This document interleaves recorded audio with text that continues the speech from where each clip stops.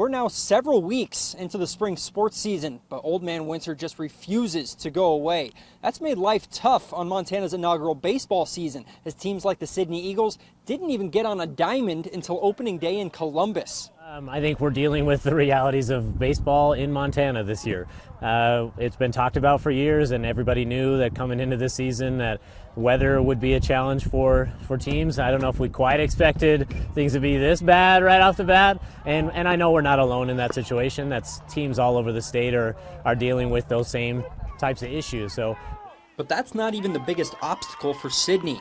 The Eagles and Columbus are the only two teams playing high school baseball that are east of Belgrade, meaning Sidney has an incredible amount of travel on deck. When we go to Belgrade in a couple weeks, we'll leave the day before, stay in Billings, and then travel up and just try to cut some of that travel time down so it's not all in one day, so we're not too worn out when we show up. But Sidney has trips to Columbus, Belgrade, Butte, and Lewistown in the regular season, and that totals exactly 3,000 miles round trip.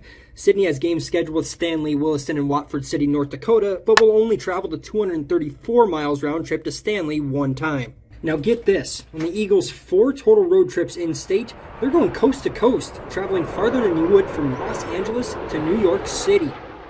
We understand and we're kind of used to it, and we knew that jumping into this thing, being where we are, it was going to be something that would be a challenge to work through, but at the same time, some of these teams, they're going to come play us too.